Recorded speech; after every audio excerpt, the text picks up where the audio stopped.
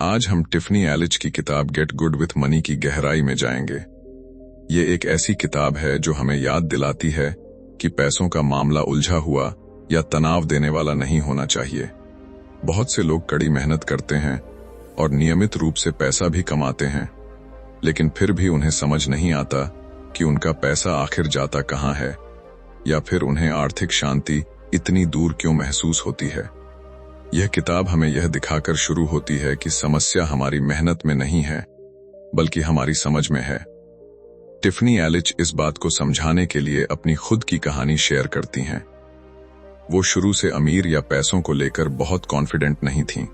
सच तो यह है कि 2007 में एक गलत फैसले और गलत जगह भरोसे ने उन्हें गहरे कर्ज में धकेल दिया था। हार मानने के बजाय उन्होंने सीखने का फैसला किया। उन्होंने पर्सनल फाइनेंस की पढ़ाई की, पैसों को लेकर अपनी सोच को बदला और धीरे धीरे खुद को कर्ज से बाहर निकाला। उस अनुभव ने उन सभी चीजों को आकार दिया जो वो इस किताब में सिखाती हैं। इस कहानी को जो बात सबसे ज्यादा असरदार बनाती है वो यह है कि यह हम सब से जुड़ी हुई लगती है। टिफनी ने महसूस किया कि ज्यादातर लोग पैसों के साथ इसलिए संघर्ष नहीं करते क्योंकि वो लापरवाह हैं, बल्कि इसलिए करते हैं क्योंकि किसी ने उन्हें कभी इसे सही तरीके से मैनेज करना सिखाया ही नहीं। एक बार जब उन्होंने बजटिंग, सेविंग, कर्ज चुकाने और इन्वेस्टिंग को समझ लिया तो उनकी आर्थिक जिंदगी पूरी तरह से बदल गई, और वो चाहती थीं कि यह जानकारी हर किसी के लिए उपलब्ध हो। यह ऑडियो बुक समरी आपको उनके फाइनेंशियली होल यानी आर्थिक रूप से पूरा होने के तरीके को समझाएगी। यह सिर्फ ज्यादा पैसा कमाने के बारे में नहीं है, बल्कि आपकी फाइनेंशियल लाइफ में स्पष्टता, आत्मविश्वास और स्थिरता बनाने के बारे में है। इस सफर में आप सीखेंगे कि अपने पैसों को कैसे व्यवस्थित करें, मुसीबतों के लिए कैसे तैयार रहें, कर्ज से कैसे मुक्त हों, अपनी कमाई कैसे बढ़ाएं, समझदारी से इन्वेस्ट कैसे करें और खुद को सही सहयोगियों से कैसे घेरें। तो अगर आपने कभी पैसों को लेकर कंफ्यूज्ड महसूस किया है या सोचा है कि एक सुरक्षित भविष्य कैसे बनाया जाए, तो अंत तक हमारे साथ बने रहें। यह सफर छोटे कदमों, सरल विचारों और यह सीखने के बारे में है कि पैसे से अपने लिए काम कैसे करवाएं, और इसकी शुरुआत ठीक वहीं से होती है जहां आप अभी हैं। फाइनेंशियल होलनेस यानी आर्थिक संपूर्णता को जानें। बहुत से लोग मानते हैं कि एक सफल जीवन के लिए केवल एक ही शर्त है, और वो है ज्यादा से ज्यादा पैसा कमाना। लेकिन पैसा कमाना तस्वीर का सिर्फ एक हिस्सा है। अगर आप चाहते हैं कि आपका पैसा वास्तव में आपकी जिंदगी को सपोर्ट करे, तो आपको यह समझना होगा कि इसे समझदारी से कैसे इस्तेमाल किया जाए, न कि सिर्फ इसे कैसे कमाया जाए। फाइनेंशियल होलनेस का मतलब है पैसे के साथ अपने पूरे रिश्ते को समझना। आप इसे कैसे कमाते हैं, कैसे खर्च करते हैं और कैसे बचाते हैं। जब आप वास्तव में समझते हैं कि इस संतुलन का क्या मतलब है, तो अपने वित्त को मैनेज करना कम तनावपूर्ण और कहीं ज्यादा प्रभावी हो जाता है। पैसों को लेकर डर से बचना लगभग नामुमकिन है। ज्यादातर लोग जो उनके पास है उसे खोने से डरते हैं, और वो डर आमतौर पर उन्हें चरम सीमाओं की ओर धकेल देता है। कुछ लोग जैसे ही पैसा मिलता है सब कुछ खर्च कर देते हैं, जबकि दूसरे बिल्कुल भी खर्च करने से मना कर देते हैं। जो लोग खुलकर खर्च करते हैं वो अक्सर अच्छी फीलिंग्स और तुरंत आराम के पीछे भागते हैं। उन्हें जो चाहिए वो बिल्कुल उसी वक्त चाहिए। हालांकि यह सोच उस पल में संतोषजनक लग सकती है, लेकिन समय के साथ यह चुपचाप आर्थिक स्थिरता को नष्ट कर सकती है और भविष्य में गंभीर मुसीबत की ओर ले जा सकती है। दूसरी तरफ कुछ लोग पैसा खर्च करने से पूरी तरह बचते हैं। वो कमाना और बचाना जानते हैं, लेकिन वो यह नहीं जानते कि पैसे का उपयोग इस तरह कैसे करें जिससे उनका जीवन बेहतर हो। नतीजतन वो अक्सर तनावपूर्ण और असंतुष्ट महसूस करते हैं। सोच समझकर पैसा खर्च करना सीखना उतना ही महत्वपूर्ण है जितना कि इसे बचाना, क्योंकि पैसा एक ऐसा संसाधन है जिसका मतलब जीने में सहायता करना है, न कि डर के मारे इसे ताले में बंद रखना। कोविड-19 महामारी ने वित्तीय दुनिया को उसकी नींव तक हिला दिया। बहुत से लोगों ने अपना सब कुछ खो दिया, जबकि दूसरों को सिर्फ अस्पताल के बिल और मेडिकल खर्चों का भुगतान करने के लिए अपनी जीवन भर की बचत खाली करने के लिए मजबूर होना पड़ा। उस समय पैसों को लेकर डर और भी मजबूत हो गया। लोग सिर्फ आय के बारे में चिंतित नहीं थे, वो अपने अस्तित्व को लेकर चिंतित थे। नौकरी के अवसर गायब हो गए, बिल जमा होते रहे और कई परिवारों के लिए बस इतना पैसा नहीं था कि काम चल सके। यहीं पर फाइनेंशियल होलनेस वास्तव में मायने रखती है। यह आपको डर से आगे बढ़कर स्थिरता की ओर ले जाने में मदद करती है। आपको जरूरी नहीं कि ज्यादा पैसा कमाना हो, आपको बस यह सीखने की जरूरत है कि जो आपके पास पहले से है उसे एक समझदार और शांत तरीके से कैसे मैनेज किया जाए।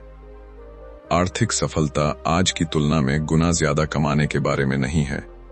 यह एक ऐसी जगह पहुंचने के बारे में है जहां आप अपने वित्त को समझते हैं, नियंत्रण में महसूस करते हैं और जानते हैं कि पैसे के फैसले कैसे लिए जाएं जो आपको तनाव देने के बजाय आपके जीवन को सपोर्ट करें। जैसे जैसे यह किताब आगे बढ़ती है, यह फाइनेंशियल होलनेस प्राप्त करने के लिए प्रमुख कदमों का परिचय देती है जो आपको एक बार में एक स्टेज के जरिए यात्रा पर ले जाती है। अभी के लिए यह समझना जरूरी है कि सब कुछ माइंडसेट यानी सोच से शुरू होता है। पैसे के बारे में आप कैसे सोचते हैं, उसे बदले बिना आर्थिक संपूर्णता संभव नहीं है। एक हानिकारक रवैया आपको चुपचाप फंसाए रख सकता है, जबकि एक स्वस्थ मानसिकता विकास के द्वार खोलती है। गलतियां होना तय है, जो मायने रखता है वो है उन्हें स्वीकार करना, उनसे सीखना और अपराध बोध या पछतावे को अपने भविष्य के फैसलों को नियंत्रित नहीं करने देना। अतीत को लेकर जुनूनी होने से आपको आगे बढ़ने में मदद नहीं मिलेगी। सही मानसिकता बनाने का मतलब है खुद को बेहतर तरीके से समझना और आज आप जहां हैं उसके साथ शांति बनाना। पैसे के प्रति आपका नजरिया आपके पिछले अनुभवों से आकार लेता है। जो लोग उन बड़ों के आसपास बड़े होते हैं जो बहुत ज्यादा खर्च करते हैं, वो अक्सर बहुत ज्यादा बचत करने वाले बन जाते हैं, जबकि उन घरों में पले बड़े लोग जहां बचत ही सब कुछ थी, कभी कभी आवेगी खर्चीले बन जाते हैं। इस पैटर्न के बारे में जागरूक होना संतुलन की ओर पहला कदम है। यह कल्पना करना भी महत्वपूर्ण है कि आप आर्थिक रूप से क्या बनना चाहते हैं। खुद के एक भविष्य के वर्जन की तस्वीर बनाएं जो आत्मविश्वास और स्पष्टता के साथ पैसे को संभालता है। जब आप जानते हैं कि आप क्या बनने की कोशिश कर रहे हैं, तो ऐसे चुनाव करना आसान हो जाता है जो आपके उस वर्जन के साथ मेल खाते हों। इस सफर में कृतज्ञता यानी ग्रैटिट्यूड एक शक्तिशाली भूमिका निभाती है। वित्तीय लक्ष्यों की ओर काम करते समय तनावग्रस्त या निराश महसूस करना आसान होता है। छोटी जीत की सराहना करने के लिए समय निकालना आपको प्रेरित और आशावान रहने में मदद करता है, खासकर जब चुनौतियां सामने आती हैं। याद रखें कि केवल पैसा खुशी की गारंटी नहीं देता। यह जीवन को और अधिक आरामदायक बना सकता है, लेकिन आराम हमेशा संतुष्टि के बराबर नहीं होता। फाइनेंशियल होलनेस का मतलब है आर्थिक ताकत बनाते हुए जीवन का आनंद लेना सीखना, न कि खुशी को तब तक होल्ड पर रखना जब तक कि भविष्य का कोई नंबर न मिल जाए। उन लोगों पर ध्यान दें जिनसे आप खुद को घेरते हैं।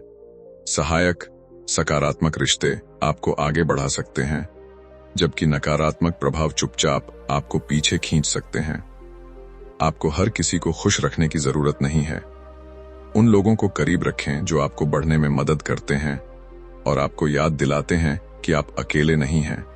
सबसे बढ़कर याद रखें कि सफल होने के लिए आपको जो चाहिए वो पहले से ही आपके भीतर है। हर व्यक्ति कहीं ना कहीं से शुरुआत करता है।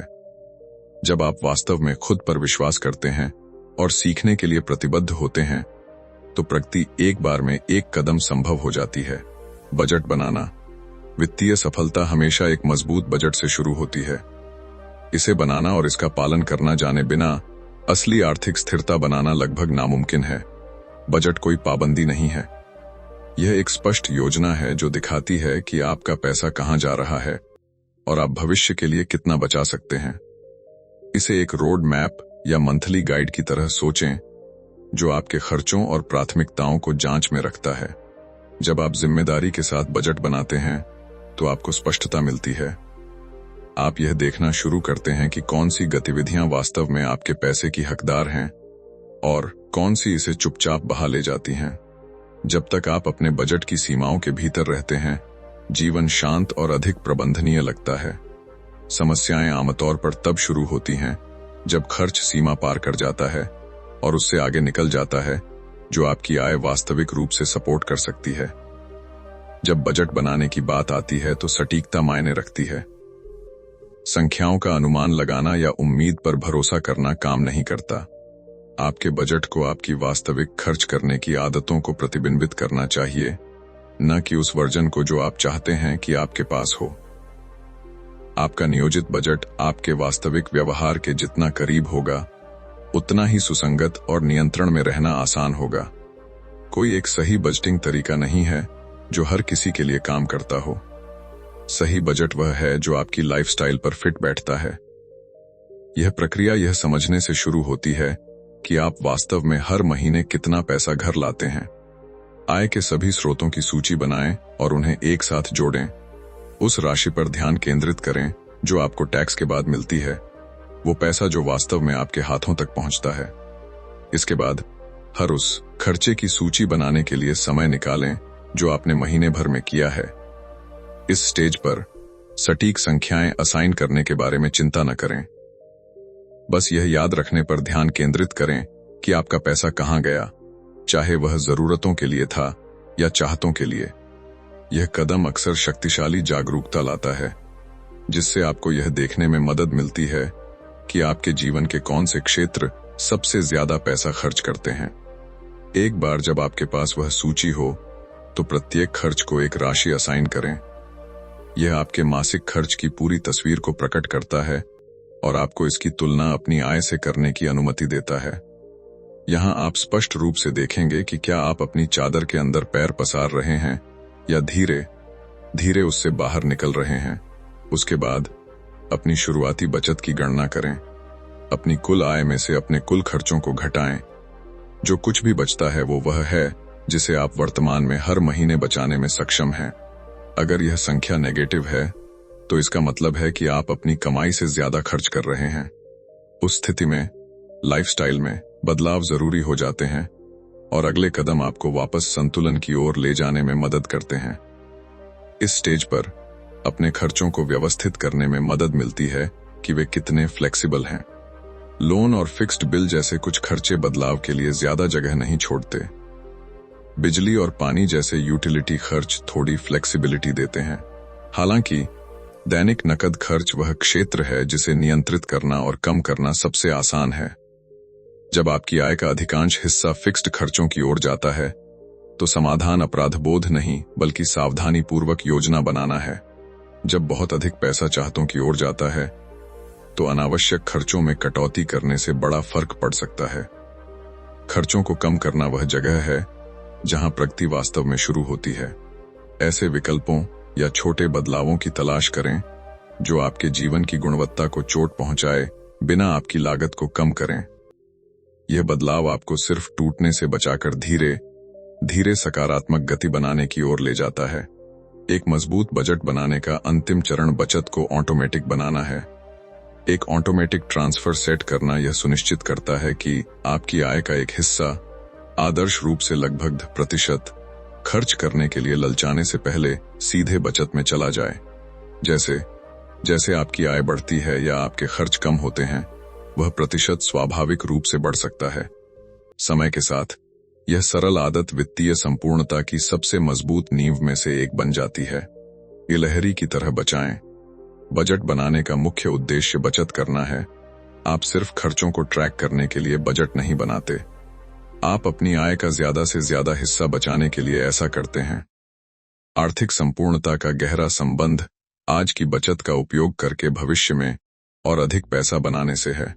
एक प्रक्रिया जिसे इन्वेस्टिंग के रूप में जाना जाता है, जिसे किताब बाद में एक्सप्लोर करती है।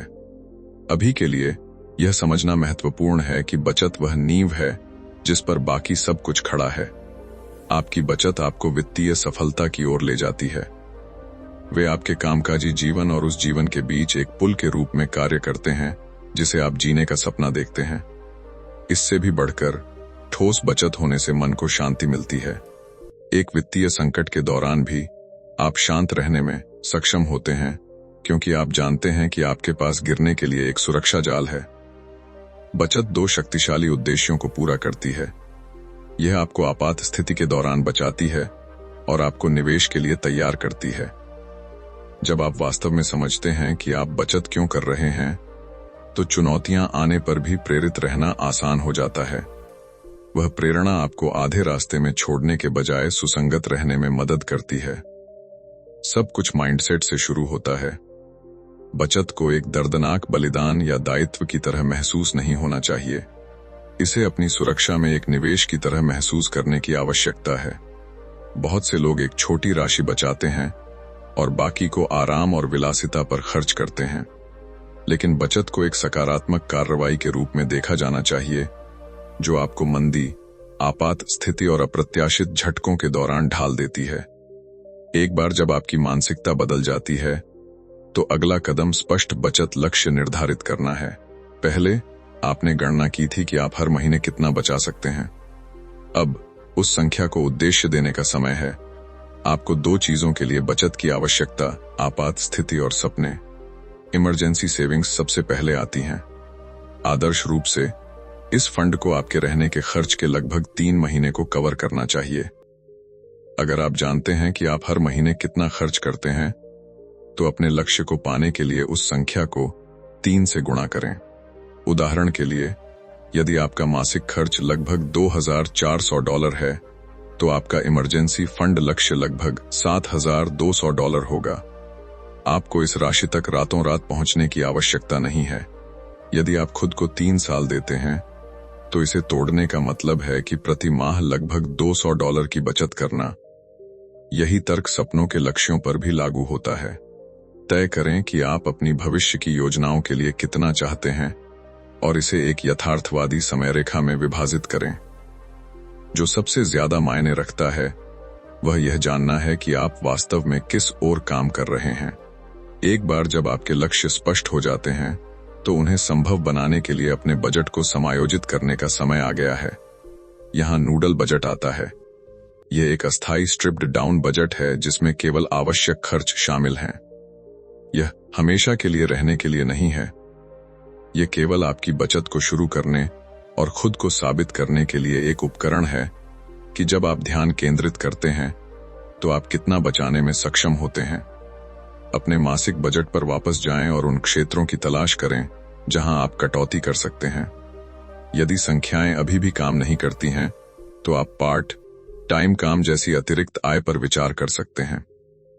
जरूरत पड़ने पर सपनों की बचत को समायोजित किया जा सकता है, लेकिन इमरजेंसी सेविंग्स पर समझौता नहीं किया जाना चाहिए।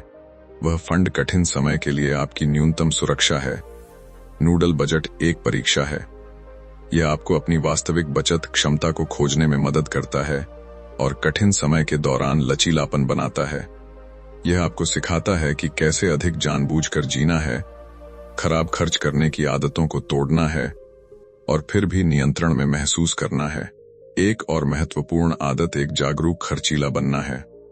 कुछ भी खरीदने से पहले रुकें और खुद से पूछें कि क्या यह वास्तव में एक जरूरत है या बस एक पल की चाहत। जागरूकता पैसे बचाने के सबसे प्रभावी तरीकों में से एक है और यह आपको अपराध बोध के बजाय आत्मविश्वास के साथ अपना बजट लागू करने में मदद करती है। टिफनी इसके साथ अपना अनुभव साझा करती हैं। वह लगातार बाहर खाना खाती थीं और शायद ही कभी घर पर खाना बनाती थीं। समय के साथ उन्हें एहसास हुआ कि उनका अधिकांश पैसा रेस्तरां के बिलों में गायब हो रहा था। एक बार जब उन्होंने अधिक खाना बनाने और कम बाहर खाने का फैसला किया, तो उन्होंने उस पैसे को ट्रैवल सेविंग्स फंड में डाल दिया। सिर्फ 1 महीने में उन्होंने लगभग $1,000 बचाए। साल के अंत तक उन्होंने लगभग $12,000 अलग कर लिए थे, जो उन जगहों की यात्रा करने के लिए पर्याप्त थे जहां जाने का उन्होंने हमेशा सपना देखा था। वह आजादी जीवन शैली में एक साधारण बदलाव से आई थी। अंतिम चरण स्वचालन यानी ऑटोमेशन है। हर महीने अपने चेकिंग खाते से एक अलग बचत खाते में ऑटोमेटिक ट्रांसफर सेट करें। एक समर्पित खाते में बचत रखने से न केवल अधिक ब्याज मिलता है, बल्कि खर्च करने का प्रलोभन भी कम हो जाता है। यदि आप अभी भी अनौपचारिक रूप से बचत कर रहे हैं, तो एक उचित बचत खाता खोलना एक शक्तिशाली अपग्रेड है। इन कदमों का पालन करने से आप वित्तीय संपूर्णता के करीब पहुंच जाते हैं। बचत, निवेश और निष्क्रिय आय बनाने के लिए शुरुआती बिंदु है। अभी के लिए अपनी मानसिकता और जीवन शैली को फिर से आकार देने पर ध्यान दें। ये एक क्रमिक प्रक्रिया है, लेकिन निरंतरता के साथ परिणाम इसके लायक हैं। कर्ज से बाहर निकलें। कर्ज भारी और भारी भरकम महसूस हो सकता है, जैसे कोई वजन जो वास्तव में कभी आपके कंधों से नहीं हटता। टिफनी इस भावना को व्यक्तिगत रूप से जानती हैं। उन्होंने खुद स्टूडेंट लोन और क्रेडिट कार्ड के कर्ज का सामना किया। फिर भी उस स्थिति में भी उन्होंने वित्तीय संपूर्णता की ओर एक रास्ता खोज लिया। उनका दृष्टिकोण शॉर्टकट पर आधारित नहीं था, बल्कि एक स्पष्ट व्यावहारिक योजना पर था, जिसका कोई भी पालन कर सकता है। पहला कदम है अपने कर्ज का ईमानदारी से सामना करना। हर उस लोन को लिखें जो आपके ऊपर है, चाहे वह किसी व्यक्ति का हो, बैंक का हो या किसी कंपनी का हो। कर्ज के प्रकार के बारे में विशिष्ट रहें। छात्र ऋण, क्रेडिट कार्ड, कार ऋण या बंधक। एक ही स्थान पर सब कुछ स्पष्ट रूप से देखना पहली बार में असहज लग सकता है, लेकिन स्पष्टता नियंत्रण की नींव है। एक बार जब आप जान जाते हैं कि आपको क्या चुकाना है, तो अगला कदम एक रीपेमेंट स्ट्रैटेजी यानी वापसी की रणनीति बनाना है। सभी कर्ज के साथ एक जैसा व्यवहार नहीं किया जाना चाहिए। प्रत्येक लोन की अपनी ब्याज दर, देय तिथि और दंड होता है। इन विवरणों को समझने से आपको यह तय करने की अनुमति मिलती है कि आपका पैसा पहले कहां जाना चाहिए, ताकि आप समय के साथ ब्याज में कम से कम भुगतान करें। उच्च ब्याज वाले कर्ज और लेट फीस वाले कर्ज आमतौर पर प्राथमिकता के पात्र हैं। उसके बाद एक भुगतान दृष्टिकोण चुनें जो आपके व्यक्तित्व के अनुकूल हो और आपको प्रेरित रखे। एक विकल्प अपने सबसे छोटे कर्ज से शुरू करना और ऊपर की ओर काम करना है। यह त्वरित जीत बनाता है और आत्मविश्वास पैदा करता है। हर कर्ज जो आप चुकाते हैं वह एक उपलब्धि की तरह लगता है, जिससे बड़े बैलेंस की ओर बढ़ते हुए प्रतिबद्ध रहना आसान हो जाता है। एक और विकल्प सबसे बड़े या उच्चतम ब्याज वाले कर्ज पर पहले ध्यान केंद्रित करना है। यह दृष्टिकोण शुरुआत में अधिक धैर्य लेता है, लेकिन अक्सर लंबे समय में बड़े वित्तीय लाभ की ओर ले जाता है। जब सबसे बड़े कर्ज गायब हो जाते हैं, तो राहत और गति की भावना शक्तिशाली हो सकती है। कोई भी सार्वभौमिक सर्वोत्तम तरीका नहीं है। जो सबसे ज्यादा मायने रखता है वह उस दृष्टिकोण को चुनना है जिसके साथ आप बने रहने की सबसे अधिक संभावना रखते हैं। चाहे प्रेरणा त्वरित प्रगति से आए या दीर्घकालिक बचत से, निरंतरता वह है जो अंततः आपको कर्ज से बाहर निकालती है। अंतिम चरण स्वचालन है। ऑटोमेटिक भुगतान सेट करना हिचकिचाहट और भावनात्मक प्रतिरोध को दूर करता है। यह सुनिश्चित करता है कि आप कभी भी देय तिथि न चूकें, आपको लेट फीस से बचाता है और समय के साथ मानसिक ऊर्जा बचाता है। स्वचालन आपका ध्यान मुक्त करता है ताकि आप आय बढ़ाने और अपने वित्तीय भविष्य को मजबूत करने में अधिक प्रयास कर सकें। कर्ज चुकाने में समय लग सकता है, लेकिन सही प्रणाली के साथ यह प्रबंधनीय और अंततः प्राप्त करने योग्य हो जाता है। कमाना सीखें। अब समय है अपनी आय बढ़ाने पर ध्यान केंद्रित करने का। आपको शायद अभी इसका एहसास न हो, लेकिन आपके पास अपनी सोच से कहीं ज्यादा कमाई की क्षमता है। मुख्य बात यह सीखना है कि इसे कैसे अनलॉक किया जाए और इसका पूरी तरह से उपयोग कैसे किया जाए। यात्रा का यह हिस्सा आपको यह देखने में मदद करता है कि क्या संभव है और आपको दिखाता है कि उस क्षमता को वास्तविक आय में कैसे बदला जाए। अपनी आय बढ़ाना यह समझने से शुरू होता है कि आप क्या करने में सक्षम हैं। आपके कौशल आपकी सबसे बड़ी संपत्ति हैं। वे वो उपकरण हैं जिनका उपयोग आप मूल्य बनाने और पैसा कमाने के लिए कर सकते हैं। जब आप अपने कौशल को विकसित और परिष्कृत करते हैं, तो आप खुद को सफल होने के अधिक अवसर देते हैं। लक्ष्य एक ऐसा क्षेत्र खोजना है जहां आप विशेषज्ञ बन सकें और फिर तब तक सुधार करते रहें जब तक कि आप वास्तव में इसमें अच्छे न हो जाएं। शुरू करने का एक तरीका उस आय को बढ़ाना है जो आप पहले से कमाते हैं। कई मामलों में आपकी वर्तमान नौकरी अभी की तुलना में अधिक भुगतान कर सकती है। वेतन वृद्धि मांगना असहज लग सकता है, लेकिन यह अक्सर उचित होता है जब आपने परिणाम दिए हों और समय के साथ अनुभव बनाया हो। यह कदम विशेष रूप से प्रभावी है यदि आपने अपनी भूमिका में स्पष्ट जीत हासिल की है और अपना मूल्य दिखा सकते हैं। अपनी वर्तमान आय को बढ़ाने का एक और तरीका अपने कौशल सेट को अपग्रेड करना है।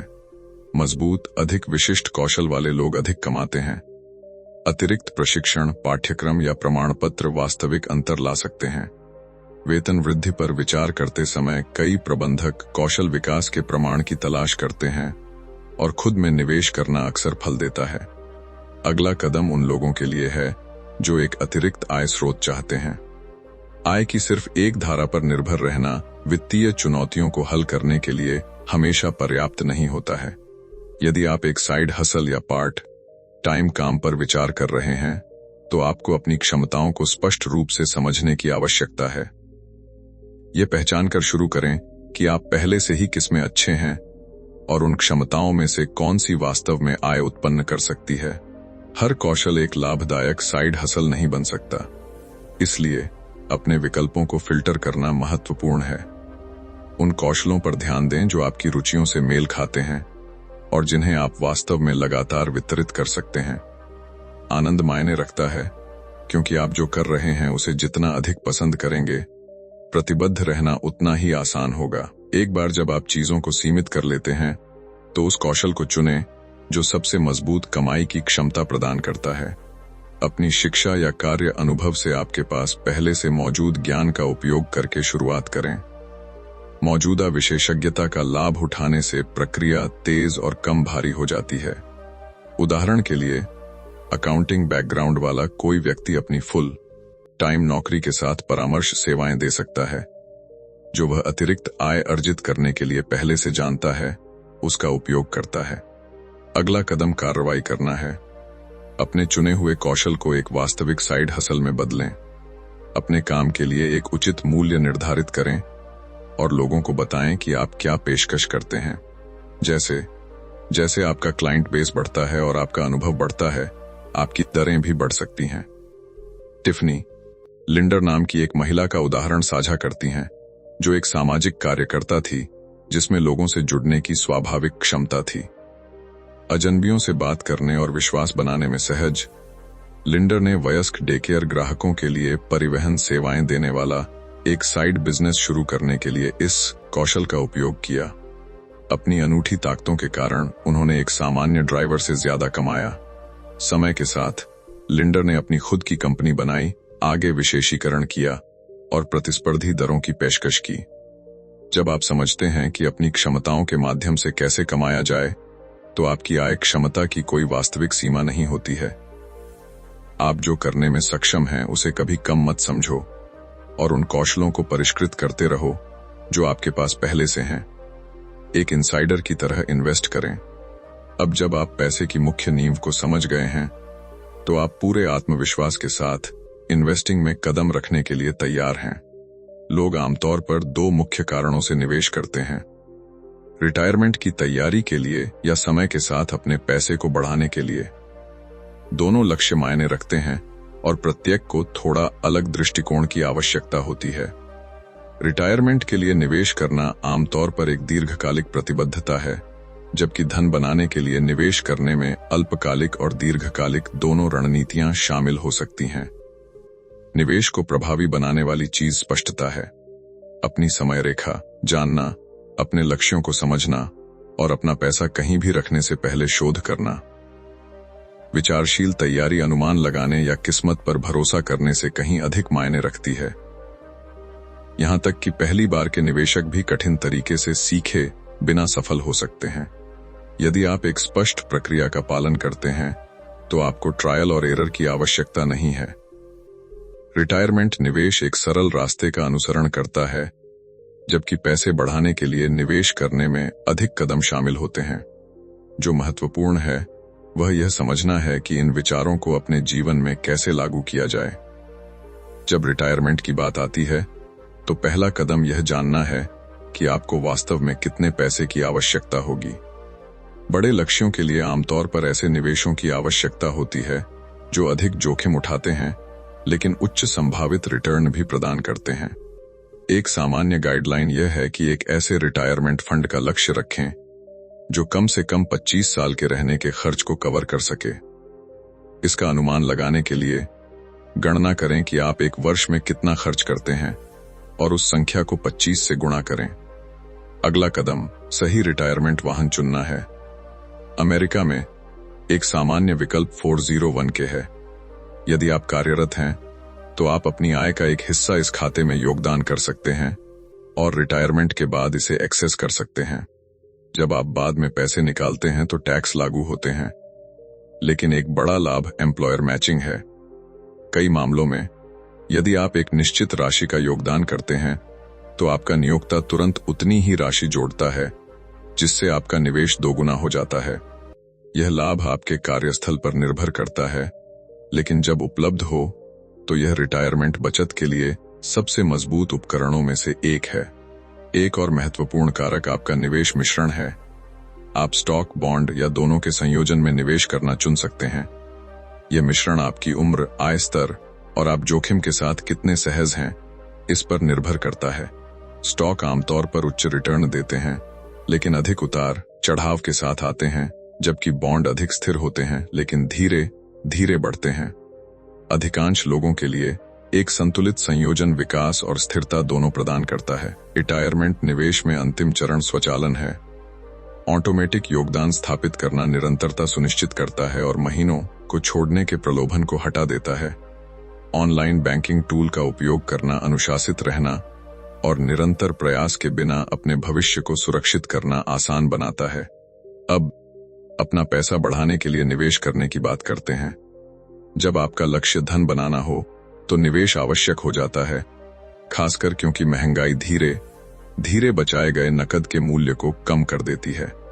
निवेश आपके पैसे को बढ़ने देता है और इसे समय के साथ क्रय शक्ति खोने से बचाने में मदद करता है। शुरू करने से पहले अपनी तैयारी की जांच करें। क्या आपका बजट ठीक है? क्या आपके पास पर्याप्त बचत है? क्या आपने अपने कर्ज का प्रबंधन किया है या उसे चुका दिया है? यदि उत्तर हाँ है, तो आप आगे बढ़ने के लिए तैयार हैं। यदि नहीं, तो पहले उन क्षेत्रों को मजबूत करने पर ध्यान दें। एक बार जब आप तैयार हो जाते हैं, तो अपने निवेश लक्ष्यों को स्पष्ट रूप से परिभाषित करें। तय करें कि आप कितना हासिल करना चाहते हैं और आप कब तक निवेशित रहने के इच्छुक हैं। ये उत्तर हर उस निर्णय को आकार देते हैं जो अनुसरण करता है।